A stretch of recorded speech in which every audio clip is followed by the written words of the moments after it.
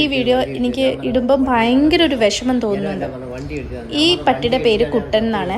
നമ്മുടെ നാഗമ്പടം, കോട്ടയം നാഗമ്പടം ഇൻഡോർ സ്റ്റേഡിയത്തെ കാവൽക്കാരനാണ്. ഇവന്റെ ഒരു അവസ്ഥ എനിക്ക് കണ്ടപ്പോൾ ഉണ്ടല്ലോ, എനിക്ക് ഭയങ്കര വിഷമമായി. ഇവനെ ഞാനിപ്പോൾ 1.5 വർഷം കഴിഞ്ഞാൽ കാണുന്നത്. ഭയങ്കര ഫ്രണ്ട്ലി, ഭയങ്കര നല്ല ഒരു ഒബീഡിയൻ്റ് ആയിട്ടുള്ളൊരു ഡോഗാണ്. അതേപോലെ അവൻ്റെ ജോലി ചെയ്യാനും ഭയങ്കര മിടുക്കനാണ്.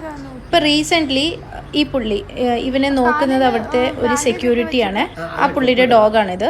അപ്പോൾ പുള്ളി നാട്ടിൽ പോയ സമയത്ത് ആരോ ഈ പട്ടിയുടെ കണ്ണ് കുത്തി പൊട്ടിക്കുവാണോ എന്താണ്, മരുന്നൊഴിച്ചെന്നാണ് പുള്ളി പറയുന്നത്. എനിക്കറിയില്ല. എൻ്റെ 2 കണ്ണും ഇങ്ങനെ പുറത്തോട്ട് ചാടി വന്ന് ആരോ ഓട്ടോക്കാരൻ കണ്ട് ഡോഗ് റെസ്ക്യൂ സെന്ററിൽ കൊണ്ടാക്കി ഇവനെ.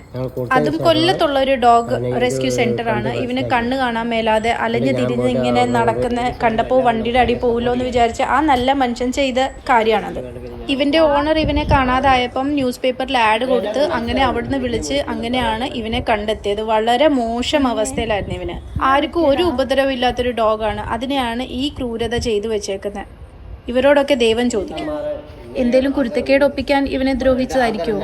മനുഷ്യന്മാരെങ്ങനെ സേഫാണ്? ഇവൻ സേഫ് അല്ലേ? എന്നാലും ആ നല്ല മനുഷ്യന് അവനെ ഉപേക്ഷിക്കാൻ പറ്റിയില്ല.